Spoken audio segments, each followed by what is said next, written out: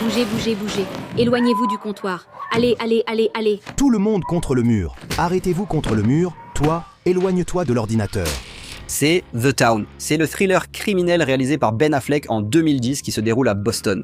Aujourd'hui, il est considéré comme un classique moderne du genre. C'est un film dynamique, tendu, axé sur les personnages. C'est un parfait exemple d'un film qui va à l'encontre des conventions et des attentes du genre, tout en vous donnant exactement ce que vous voulez. Et c'est cette subversion qui a permis au petit Kaz de devenir à la fois un classique moderne et un tremplin qui a relancé la carrière d'Affleck. J'ai besoin de ton aide. Je ne peux pas te dire de quoi il s'agit, tu ne pourras jamais m'en reparler plus tard, et on va faire du mal à certaines personnes. Il existe de nombreux types de films sur le milieu criminel. Des films sur le jeu, des films de braquage, des films de trafic de drogue, des films de mafia, la liste est longue, mais tous ces sous-genres sont regroupés sous la grande catégorie des films criminels.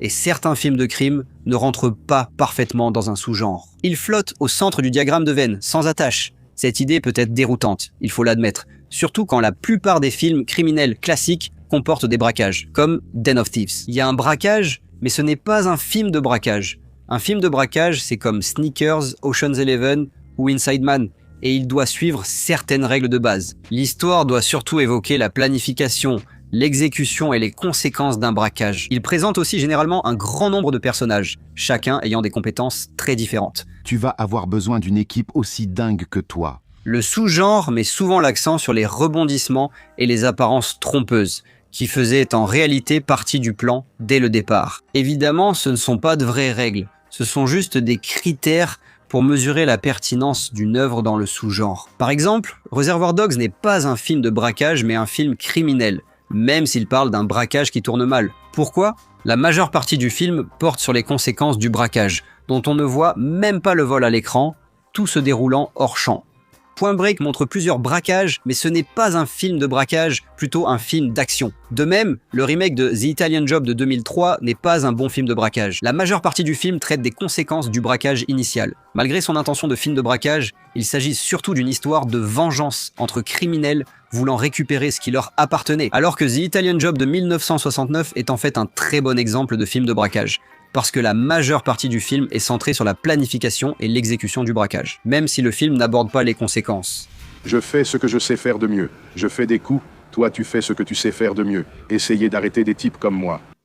Heat est un film policier, même si le braquage de banque est un élément central de la structure du film. Le récit se concentre principalement sur les personnages, sur la tension entre leurs manœuvres et les policiers qui les poursuivent. Le point principal de Heat, ce sont les répercussions internes des choix faits par les différents membres de l'équipe.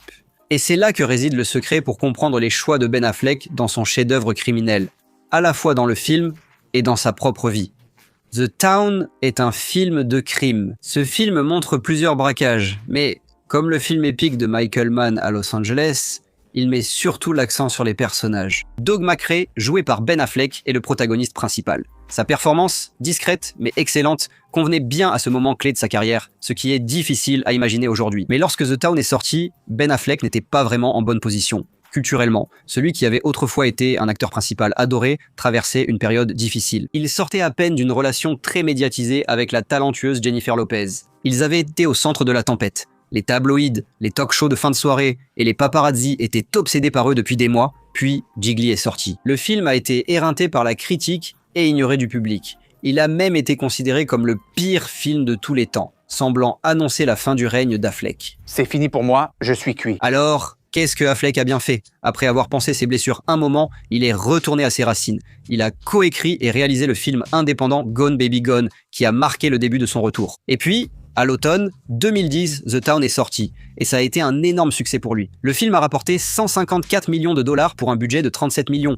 Mais plus important encore, il a été très bien accueilli par la critique. Cela a permis à Affleck de faire son retour. Ce thriller a restauré sa réputation, l'a replacé au rang de favori de la critique et a confirmé son talent d'auteur majeur. Observez la mise en scène, surtout quand l'équipe de braqueurs se prépare à attaquer le fourgon blindé. Au début du film, Affleck se concentre brièvement sur un garçon assistant aux événements à venir. Le plan ralenti montre sa perspective depuis l'intérieur du van de fuite. C'est presque coupable. La caméra semble consciente que les personnages ne devraient pas agir ainsi. La scène alterne plan à deux personnages et vue subjective. Une musique entraînante donne de la tension à la scène et nous suivons l'équipe alors qu'elle illustre à quel point elle est habile, compétente et expérimentée. Après que le braquage tourne mal, lorsqu'un garde du fourgon blindé choisit de prendre l'un des assaillants en otage, on enchaîne sur une scène de course-poursuite tendue en voiture. Cette scène utilise brillamment des plans larges pour montrer la distance entre les voitures, des vues subjectives intérieures et des angles fixes sur le capot. Tout dans cette séquence est ancré à la fois d'un point de vue narratif et d'un point de vue de la mise en scène. Personne ne fait de salto arrière, ni de saut de voiture exagéré. C'est ce qui arriverait si vous fuyez la police en ville. Et toutes les caméras qui montrent la scène sont posées au sol. Elles sont au sol, vues par les passants ou depuis l'intérieur des véhicules, embarquées avec les personnes poursuivies. C'est une séquence géniale, mais cette mise en scène n'est pas la seule raison pour laquelle The Town fonctionne. On y retrouve un casting de stars et un scénario extrêmement intelligent. Quand est-ce que tu vas comprendre ça, hein? Si tu t'approches à moins de 30 mètres d'elle, tu risques 10 ans de prison pour intimidation de témoins. Le fait que ce soit Heat à Boston plutôt que Ocean's 11 à Boston, c'est ce qui le distingue. Un producteur dirait sûrement qu'il faut plus de rebondissements, et il aurait peut-être raison. Possibilité d'acheter les droits du roman de Chuck Hogan, Prince of Thieves, qui a inspiré le film, et d'utiliser juste le nom pour explorer une autre direction. Depuis la trilogie originale d'Ocean's, aucun film n'a vraiment succédé à Ocean's 11. Même le reboot entièrement féminin n'a pas rencontré le succès attendu. Et quand on pense à où Ben Affleck était au début de la réalisation de ce film, il est facile d'aborder ce projet avec une certaine peur, de prendre des décisions en pensant à ce que le public veut, c'est une voie tentante à suivre. Il faut raconter l'histoire en restant fidèle au personnage, ce n'est pas ce qu'il faut changer. The Town met en avant à la fois le romantisme d'Affleck et son talent de réalisateur orienté action. La manière dont il vous plonge dans la peau de Doug McRae et construit une narration expliquant ses choix insensés est vraiment impressionnante. Le roman de Hogan se distingue par des personnages issus d'une recherche approfondie. Originaire de Boston, il a découvert qu'un nombre record de braqueurs venaient de Charlestown et a aussitôt su qu'il devait écrire un livre sur ce sujet. Ceci illustre la pauvreté écrasante, les liens familiaux et les émotions intenses présentes dans le livre, mais encore plus développées dans le film.